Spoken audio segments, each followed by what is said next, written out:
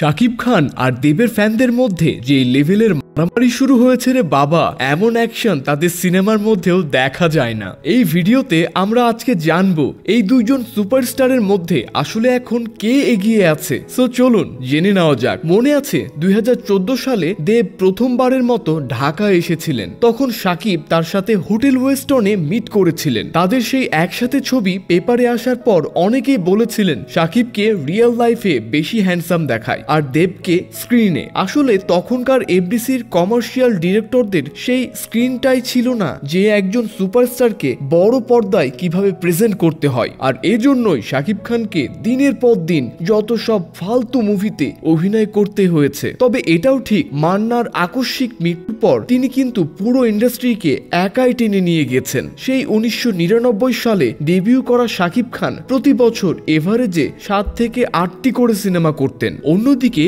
Screen name দেব হলেও দেবের আসল নাম দীপক অধিকারী। নায়ক হিসেবে দেবের শুরুটা কিন্তু অতটা ভালো হয়নি। প্রপার বাঙালি না হওয়াতে তার এখনো প্রপার বাংলা বলতে বেশ কষ্ট হয়। কিন্তু ভেঙ্কটেশ ফিল্মের রোমান্টিক ছবি আই লাভ ইউ হিট করে গেলে তাকে কিন্তু আর পেছনে ফিরে তাকাতে হয়নি। সে সময়ে কলকাতার 80% সিনেমার মার্কেট নিয়ন্ত্রণ করত এই ভেঙ্কটেশ ফিল্ম। দেব তাদের ঘরের ছেলে হয়ে যাওয়াতে তারা একের পর এক বিগ বাজেট মুভিতে তাকে ব্যাক করে গেছে। ক্যারিয়ারের সেরা সময়ে দেব চ্যালেঞ্জ, পরাণ যায় জলিয়ারে, পাগলু বা খোকা বাবুর মতো ব্লকবাস্টার সিনেমা উপহার দিয়েছেন।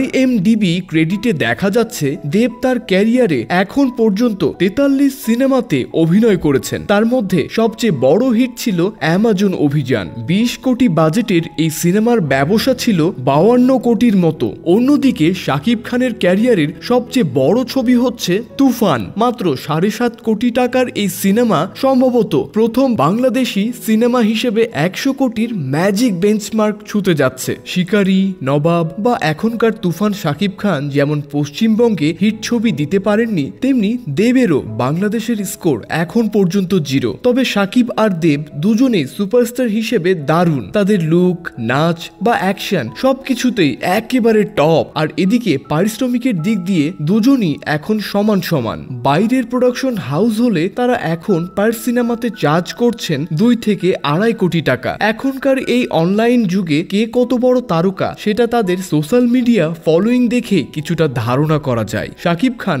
এখন পর্যন্ত 4 বার জাতীয় পুরস্কার জিতলেও দেব সেটা একবারও জিততে পারেননি। তবে জাতীয় পর্যায়ে তিনি সংসদ হয়েছেন। আর শাকিব খান এখন পর্যন্ত রাজনীতি থেকে দূরে আছেন। তবে সেটা বলতেই হবে, ক্রেজি ফ্যানদের দিক দিয়ে শাকিব খান অবশ্যই এগিয়ে। সো ফ্রেন্ডস, আপনাদের মধ্যে কে কে আছেন শাকিব খান আর দেবের ফ্যান, প্লিজ জানিয়ে দিন কমেন্ট সেকশনে।